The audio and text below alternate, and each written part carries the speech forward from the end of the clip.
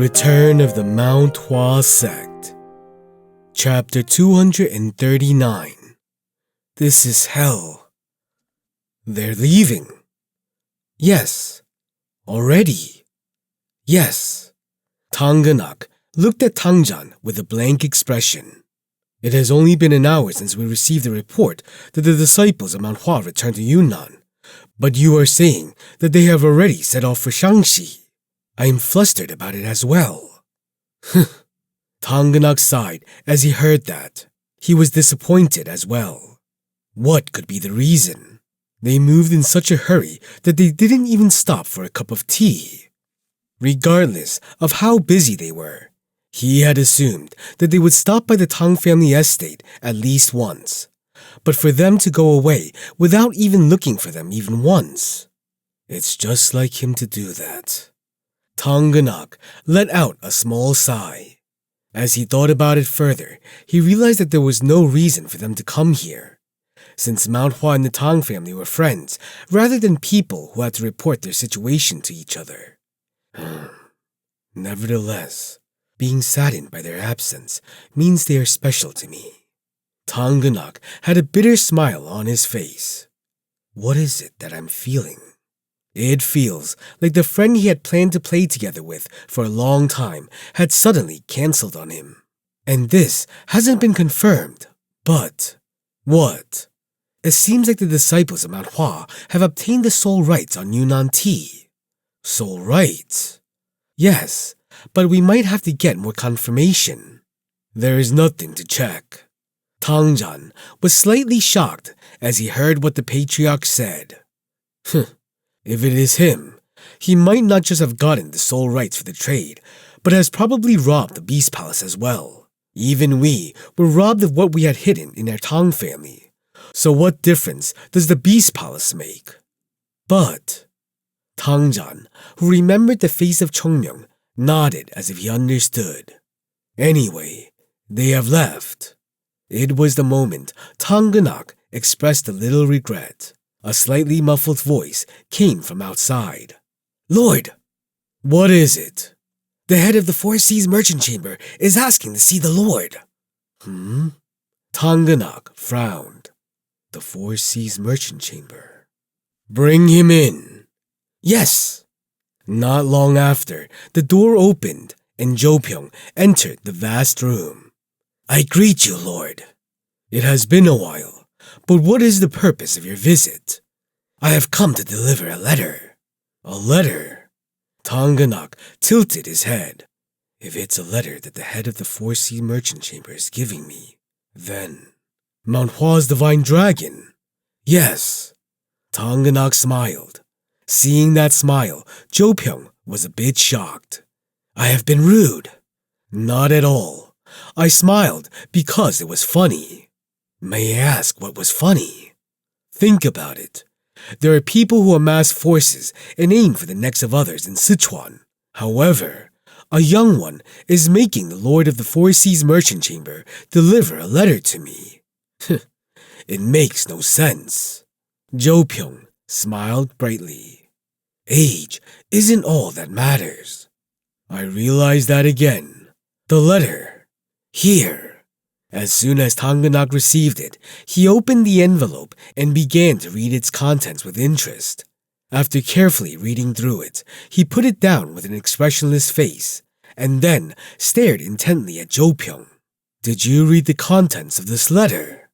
I was told to just hand it over and wait for the Lord to decide what has to be done. It is crazy. Tangganak smiled. If the contents of this letter are true, I think the Four Seas Merchant Chamber will monopolize the tea trade with Yunnan in the future. Actually, it is Mount Hua who has the rights. We just do their work for them after taking a small fee. Even just a little will be a huge gain. Tangganak slowly brushed his chin. Mount Hua's divine dragon wants our Tang family to participate in the tea trade as well. If we are able to safely protect the merchants from the bandits as they travel from Sichuan to Yunnan and vice versa, I think the reward will be very high. Jopyeong was silent as he heard the unexpected contents of the letter. He looked at Tanganaak. He is really someone who wouldn't back down. This was what Chongmyung thought of him. Actually, the proposal itself wasn't bad. It was something that could be achieved without much effort. The problem was that it was none other than the Tang family to whom Chongmyung had made this proposal. The idea of entrusting the Tang family with the duties of escorts for other merchants was something no one other than Chongmyung could do. Tanganaak gently scratched his chin. What do you think? It was a question directed to Tangjan. Tangjan bowed his head as he had nothing else but one thing to say. Lord, accept it. The reason? At Tanganaak's question, Tangjan cleared his throat. Of course, it isn't easy to make this decision, but it isn't too difficult either. What's more, this isn't something we should hesitate to do, since we are getting benefits. How much money do you think we could get? It will not be a monetary gain. Tanganaak looked at Tangjan. His eyes looked certain. The financial gain is meaningless here. The important thing is that we will be able to enter Yunnan under the pretense of being their guardians. Is that possible? Tanganaak asked in doubt, and Tangjan glanced at Jopyong. Jopyong, who had been silent until then, opened his mouth. I had heard that Mount Hua has a close relationship with the Beast Palace, and that all the disciples of Mount Hua were treated as equals in Yunnan. If you are part of the Tang family, which is in alliance with Mount Hua, you might be given fair treatment. The same treatment as the people of Yunnan. Tanganaak began to think. Tangjan continued as soon as Jopyong finished speaking. If we go to Yunnan, doesn't that mean we can establish a good relationship with the Beast Palace? We cannot miss this chance. It is true. Tanganaak shook his head, but there was no sign of displeasure on his face. Rather, the corners of his lips were twitching, threatening to break into a smile. Four Seas Merchant Chamber Lord. Yes, my lord. From this moment on, any ascent to Yunnan will be protected in the name of the Sichuan Tang family. To those who try to interfere with the ascent, we will take it as a means of going against the Sichuan Tang. Thank you, my lord. Jopyong bowed his head. Now, the pieces were all together. Both the merchants who had been dissatisfied with the Four Seas Merchant Chamber getting the sole rights to trade with Yunnan and the bandits aiming for profit would be careful now. At least, within Sichuan, the Tang family was king. And now, the trade between Sichuan and Yunnan was protected by the Sichuan Tang family and the Beast Palace on either side. Who would dare try to make a mess now? Then, would you like a cup of tea? No, my lord. There is too much work for me to do. I will come to get you as soon as the first ascent commences. You would probably be busy. Don't bother coming in person and just send someone. Thank you for your consideration. As Jopyong bowed his head and left, Tanganaak tapped the desk with his finger. After thinking for a while, he looked at Tangjan. What do you think? This is better than I thought. Right? Tangjan nodded his head. Someone like Mount Hua's divine dragon wouldn't simply intend for us to act like escorts. Perhaps he means for us to use our position as an ally of Mount Hua and make a link with the Nanman Beast Palace. Right. If the Beast Palace, Tang family, and Mount Hua form a friendship with each other, a line connecting Shaanxi, Sichuan, and Yunnan will get created. This way, these three places will have enormous influence in the western region. This is a new alliance that is very much unlike the 9 great sects or the 5 great families. 3 completely unique places entering into an alliance. Plum blossoms began to bloom to the west of the map of Gangho. Are you saying that he wants to redraw the power flow in Gangho? I don't know how far the Divine Dragon is thinking this, but he managed to obtain so much with just one trip to Yunnan. Yes, he is certainly capable. He smiled as he thought of the new ties that kept building up. He is indeed like an untouchable ghost. What the Sichuan Tang family had been pondering over for decades was solved in a couple of months. This isn't the end, right? Mount Hua's divine dragon. Tang Ganak wondered what the future was going to be like. This deal will give the Tang family a huge profit. If I had known something like this would happen, I would have given a bigger present to Mount Hua. It isn't too late. Let's send one now. Now.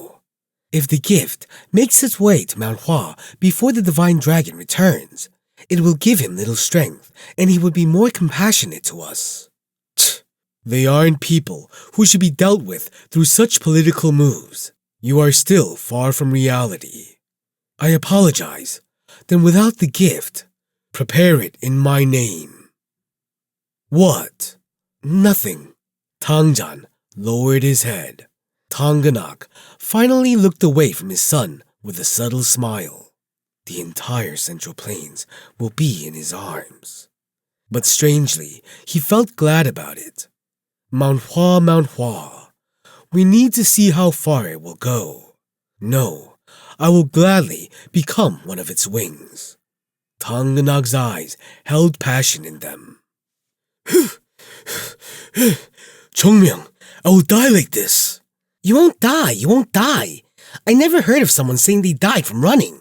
Yeah, you idiot. Still, in what world does it make sense to run from Sichuan to Shaanxi? Let's take a horse. We are faster than horses. Well, that is true. At the protests that erupted from everyone, Chongmyung frowned. Instead of complaining, take another step forward. Our sect leader might die before we lose our strength in our legs. We will go there and then rest. Move. As long as we haven't reached Mount Hua, we cannot rest. We rest only once we reach the mountain peak. Even though they stopped by Jogul's house, they couldn't even get a glass of water before they began to run back. It was making them sick to the core. How much more was there to run? They had already been running for 4 days. Now, there seemed to be some sort of sweet smell in their mouths. Jogul, heaving his shaky legs, pushed Junjong forward, who had been falling behind. Sayong, get yourself together. The bandits. Huh? I thought we were being nice to the bandits. I didn't realize they had it this hard. No, this person really trying to be nice to everyone in the world. Get yourself together. At the same time, Baekchun, who was exhaling like his life depended on it, looked at Chongmyung with suspicious eyes. But Chongmyung, huh? What is it, Sasuk? Why did you bring in the Tang family? No matter how much I think about it, you're not someone to share profits with someone else. Ah, that? Chongmyung smiled. It's not the money. Huh? Surely, a lot of money will go to the merchant chamber. Of course, it will be huge. But what about the money to find escorts, if not for the Tang family? Right. No. Wait. Was this all? As if on cue, Chongmyung continued. The place has too many bandits, and when it comes to grains and tea, wouldn't they run over it like dogs? But if the people of the Tang family are there, wouldn't the merchant group feel at ease? That's an obvious reason. Jogul, who had been silently listening to the conversation, ran towards Chongmyung. Yeah, what do you mean? Does this mean you're using my house? Chongmyung clicked his tongue as he looked at Jogul, who had run to him, forgetting the pain in his legs. And then he kicked him on the butt. No, how did someone like you come from a merchant family?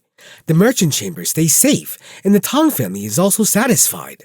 Since both of them stay on good terms, things go good for us as well. How is it a scam when everything works out? No one called it a scam, Chongmyung. That's what you were thinking. Chongmyung started running again in excitement.